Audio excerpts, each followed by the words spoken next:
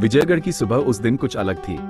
सूरज की पहली किरणें जब पूर्वी पहाड़ियों से निकली तो वे सुनहरे धागों की तरह राज्य के घने जंगलों और चमकती नदियों पर फैल गईं।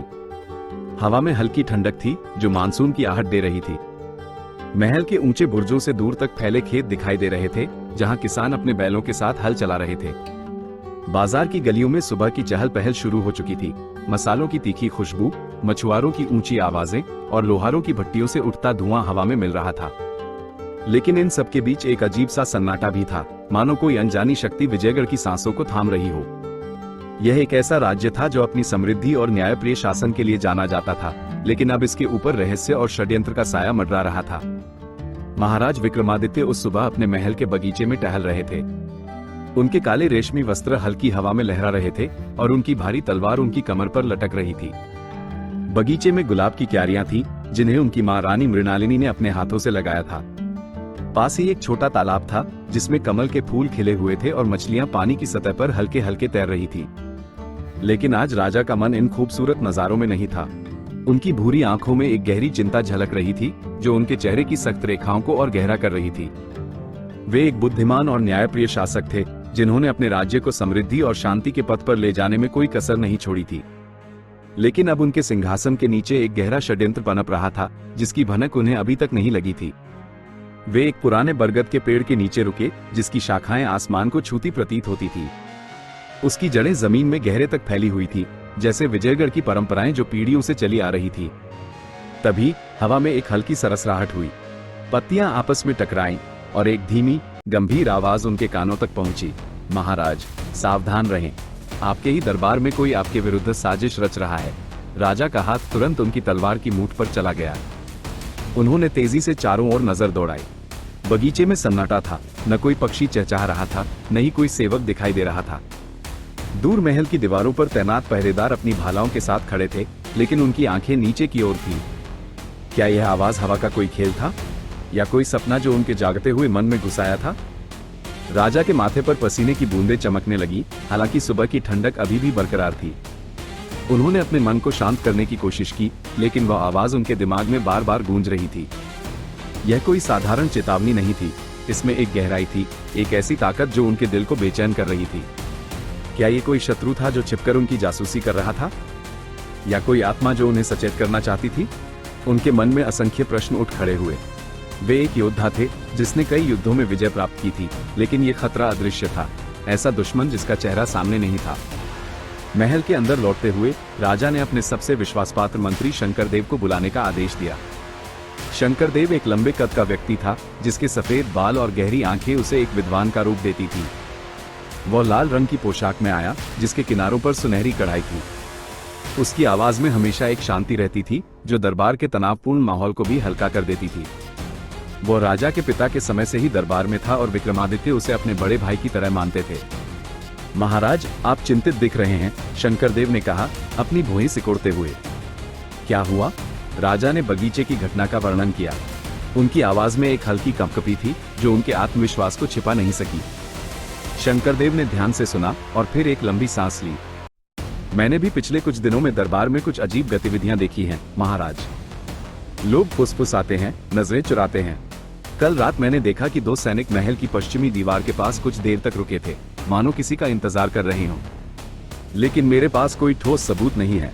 उसकी बात सुनकर राजा की आंखें सिकुड़ गईं। क्या यह संभव है कि कोई मेरे इतने करीब हो और मैं उसे न देख सकूं? उन्होंने पूछा। शंकरदेव ने सिर झुकाया। मैं आपकी सुरक्षा के लिए कुछ जासूस नियुक्त कर सकता हूं, लेकिन आपको भी सतर्क रहना होगा। उसी दिन दोपहर में राजा ने अपने सेनापति वीर सिंह को बुलाया। वीर सिंह एक विशालकाय योद्धा था, जिसके कंधों पर भारी कवच और हाथ में एक लंबा भाला था। उसका चेहरा सूरज की तरह तमतमाया हुआ था और उसकी आंखों में एक जुनून झलकता था। वो दरबार में आया और अपने भाले को जमीन पर ठोकते हुए बोला, महाराज, आपकी सेवा में हाजिर हूं। उसकी आवाज में एक गहरा आत्मविश्वास था जो किसी को भी प्रभावित कर सकता था। वो कई युद्धों में राजा के साथ कंधे से कंधा मिलाकर लड़ा था और उसकी वफादारी पर कभी सवाल नहीं उठा था। राजा ने उसे भी अपनी चिंता बताई। वीर सिंह ने अपनी छाती ठोंकी और कहा, मैं आपके लिए अपनी जान दे दूंगा, महाराज। कोई भी शत्रु आपके पास नहीं पहुंच सकता जब तक मैं जिंदा हूं। मेरी सेना हर पल तैयार है। लेकिन राजा का मन शांत नहीं हुआ। उन्हें लग रहा था कि यह खतरा बाहर से नहीं, बल्कि उनके अपने लोगों से था। क्या शंकरदेव सच कह रहा था? क्या वीर सिंह की वफादारी पर भरोसा किया जा सकता था, या कोई और था जो अंधेरे में अपनी चाल चल रहा था? उस रात जब चांद आकाश में ऊंचा चढ़ गया और तारे विजयगढ़ के ऊपर चमक रहे थे, राजा अपने शयन कक्ष में अकेले बैठे थे। बाहर पहरेदारों के जूतों की आवाज गूंज रही थी और दूर से जंगली कुत्तों के भौंकने की आवाज आ रही थी। कमरे में एक मध्यम रोशनी थी जो तेल के दियों से आ रही थी। दीवारों पर उनके पूर्वजों की तलवारें और ढालें लटकी हुई थी जो उन्हें उनकी विरासत की याद दिला रही थी। लेकिन उनके मन में एक सवाल बार बार उठ रहा था, वह गद्दार कौन है जो उनके सिंहासन को हिला देना चाहता है? अगली रात राजा ने फैसला किया कि वे इस रहस्य को और गहराई से खोजेंगे।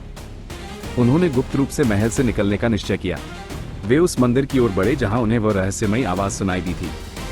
मंदिर शहर के बाहरी इलाके में एक पहाड़ी पर स्थित था। रास्ते में उन्हें घने जंगल से गुजरना पड़ा जहां पेड़ों की छाया में अंधेरा छिपा हुआ था। हवा में सनसनाहट थी और उल्लुओं की आवाजें चारों ओर गूंज रही थी। उनके घोड़े की टापों की आवाज पथरीली जमीन पर गूंज रही थी। मंदिर तक पहुंचते पहुंचते रात गहरा गई थी। यह एक प्राचीन मंदिर था जिसकी दीवारों पर नक्काशी थी, योद्धाओं, देवताओं और राक्षसों की कहानियां जो पत्थरों में कैद थी। मंदिर के बाहर एक पुराना पीपल का पेड़ था जिसकी पत्तियां हवा में हिल रही थी।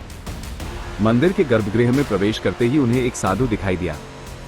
उसकी आंखें चमक रही थी और उसका चेहरा झुर्रियों से भरा हुआ था। उसके लंबे सफेद बाल हवा में लहरा रहे थे और उसके चारों ओर जड़ी बूटियों और धूप की सुगंध फैली हुई थी। वो एक चट्टान पर बैठा था और उसके सामने एक छोटी सी अग्नि जल रही थी जिसकी लपटें हवा में नाच रही थी। महाराज, साधु ने कहा, उसकी आवाज में एक गहराई थी। मैंने आपको चेतावनी दी थी। आपके सिंहासन के बहुत पास ही एक गद्दार है जो आपके राज्य पर अधिकार जमाना चाहता है। राजा ने उसकी ओर देखा और पूछा, कौन है वह गद्दार? मुझे उसका नाम बताओ। साधु मुस्कुराया, उसकी आंखों में एक चमक थी। समय आने पर आपको पता चल जाएगा। अभी के लिए आपको अपने सबसे भरोसेमंद लोगों पर भी संदेह करना होगा। साधु ने राजा को एक रहस्यमय ताबीज दिया। यह एक छोटा सा गोल धातु का टुकड़ा था जिस पर प्राचीन लिपि में कुछ लिखा हुआ था। इसके बीच में एक नीला पत्थर जड़ा हुआ था जो मध्यम रोशनी में चमक रहा था। यह आपको खतरे से बचाएगा, साधु ने कहा, और फिर वह अचानक गायब हो गया, मानो हवा में विलीन हो गया हो। राजा ने ताबीज को ध्यान से देखा। यह कोई साधारण चीज नहीं थी, इसमें एक शक्ति थी जो वे महसूस कर सकते थे। उन्होंने इसे अपनी जेब में रखा और महल की ओर लौट आए। रास्ते में उनकी नजर आसमान पर गई जहां बादल चांद को ढक रहे थे। उन्हें लग रहा था कि यह ताबीज उनके लिए एक नई यात्रा की शुरुआत है। महल लौटने पर राजा ने अपने सभी मंत्रियों और सैनिकों को गुप्त रूप से देखना शुरू कर दिया। सुबह का दरबार शुरू हुआ। महल का मुख्य कक्ष विशाल था जिसके ऊंचे खंभों पर सोने की नक्काशी थी। दीवारों पर रंग बिरंगे चित्र थे जो विजयगढ़ के इतिहास को दर्शाते थे। कक्ष के बीच में एक ऊंचा सिंहासन था जो लाल मखमल से ढका हुआ था। दरबार में मंत्रियों की पंक्तियां थीं जो अपने रेशमी वस्त्रों में बैठे थे। लेकिन आज हर किसी का व्यवहार संदिग्ध लग रहा था। शंकरदेव, जो हमेशा राजा के प्रति वफादार रहे थे, अब अजीब तरह से चुपचाप रहते थे। उनकी आंखें बार बार नीचे की ओर झुक रही थी, मानो वे कुछ छिपा रहे हों। वीर सिंह, जो हमेशा साहसी और निर्भीक थे, अब चिंतित और बेचैन दिखते थे। उनकी उंगलियां बार बार उनके भाले की मूठ पर चल रही थी। दरबार के बाहर शहर की गलियों में भी अजीब सी खामोशी थी। बाजार में व्यापारी चिंतित थे। उनकी दुकानों पर भीड़ कम थी और लोग फुसफुसाते हुए बातें कर रहे थे। एक बूढ़ी औरत जो फूल बेचती थी ने अपने पड़ोसी से कहा, कुछ बुरा होने वाला है। हवा में एक अजीब सी गंध है। लोग मंदिरों में जाकर प्रार्थना कर रहे थे और बच्चों को घरों के अंदर रखा जा रहा था। उन्हें लग रहा था कि कोई बुरी शक्ति शहर पर मंडरा रही है। उसी दिन शाम को राजा को उनके शयन कक्ष में एक गुप्त पत्र मिला। यह एक पुरानी तह की हुई कागज की पर्ची थी जिस पर काले स्याही से लिखा था, विश्वासघात की जड़ें आपके अतीत में छिपी हैं। राजा ने उसे बार बार पढ़ा। उनकी आंखें सिकुड़ गईं। क्या यह उनके पिता के समय की कोई बात थी? उनके पिता महाराज प्रताप सिंह की मृत्यु एक रहस्य थी। उन्हें बताया गया था कि यह एक दुर्घटना थी। शिकार के दौरान एक जंगली सुअर ने उन पर हमला किया था। लेकिन अब राजा को संदेह होने लगा। उन्होंने फैसला किया कि वे अपने पिता की मृत्यु के बारे में जांच करेंगे। उन्होंने अपनी मां रानी मृणालिनी को बुलाया। रानी एक सुंदर और शांत स्वभाव की महिला थी जिनके काले बालों में अब सफेदी झलकने लगी थी। वे एक नीले रंग की साड़ी में आए जिसके किनारों पर चांदी की कढ़ाई थी। उनके गले में एक मोतियों का हार था जो उनके पति की याद में बना था। मां, मुझे पिता की मृत्यु के बारे में सच बताओ, राजा ने कहा। रानी की आंखें नम हो गईं। उन्होंने एक गहरी सांस ली और फिर एक पुराना पत्र निकाला जो उनके संदूक में छिपा हुआ था। ये तुम्हारे पिता ने अपनी मृत्यु से पहले लिखा था, उन्होंने कहा। पत्र में लिखा था, जिस पर तुम सबसे ज्यादा भरोसा करते हो वही तुम्हारा सबसे बड़ा दुश्मन है। राजा के मन में फिर वही प्रश्न उठा, क्या ये पत्र शंकरदेव के बारे में था, या वीर सिंह के बारे में, या किसी और के बारे में? उस रात जब वे सोने की कोशिश कर रहे थे, उन्हें एक और गुप्त पत्र मिला। यह उनके तकिए के नीचे रखा हुआ था। इसमें लिखा था, गद्दार आपके सबसे करीब है, सावधान रहें। अब राजा को यकीन हो गया कि खतरा उनके बहुत पास था। उन्होंने अपने सबसे भरोसेमंद सैनिकों को बुलाया, 3 युवा योद्धा जिन्हें उन्होंने खुद प्रशिक्षित किया था। उनके नाम थे अर्जुन, भानु और कालिदास। राजा ने उन्हें आदेश दिया कि वे दरबार के सभी सदस्यों की गुप्त रूप से निगरानी करें। अगले कुछ दिन संदेह और डर में बीते। अर्जुन ने बताया कि उसने शंकरदेव को देर रात महल की पश्चिमी गली में किसी से मिलते देखा था, लेकिन अंधेरे की वजह से चेहरा नहीं देख सका।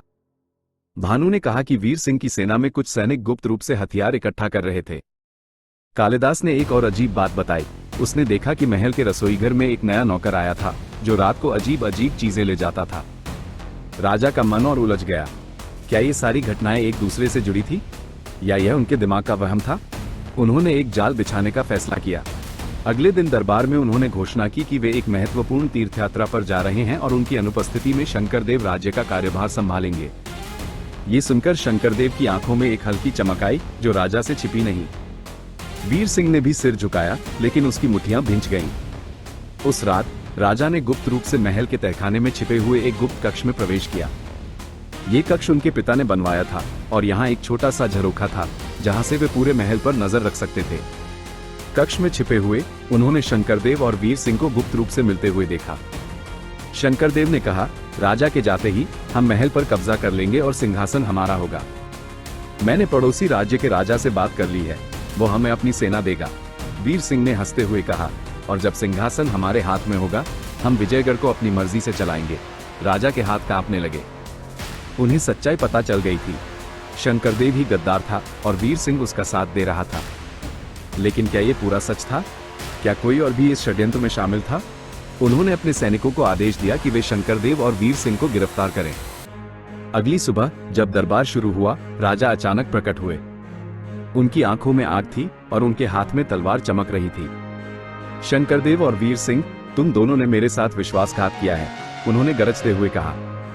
सैनिकों ने दोनों को घेर लिया। शंकरदेव ने भागने की कोशिश की, लेकिन अर्जुन ने उसे पकड़ लिया। वीर सिंह ने अपनी तलवार निकाली, लेकिन भानु और कालिदास ने उसे जमीन पर गिरा दिया। दरबार में सन्नाटा छा गया। मंत्रियों के चेहरे सफेद पड़ गए। लेकिन कहानी अभी खत्म नहीं हुई थी। पूछताछ में शंकरदेव ने कबूल किया कि वे केवल मोहरे थे। असली मास्टरमाइंड कोई और था। राजा ने गुप्त कक्ष में एक नक्शा खोजा था जो उन्हें महल के सबसे पुराने हिस्से में ले गया। वहां एक गुप्त दरवाजा था जिसके पीछे एक छिपा हुआ कक्ष था। कक्ष में उन्हें एक बूढ़ा व्यक्ति मिला, उनका सबसे पुराना सलाहकार धर्मपाल। वो एक काले लबादे में था और उसकी आंखों में एक क्रूर चमक थी। मैंने ही तुम्हारे पिता को मारा था, उसने मुस्कुराते हुए कहा, और अब मैं तुम्हें भी मार डालूंगा। ये सिंहासन मेरा होना चाहिए था। राजा को सब समझ आ गया। धर्मपाल कई वर्षों से सिंहासन पर नजर रख रहा था। उसने शंकरदेव और वीर सिंह को अपने जाल में फंसाया था।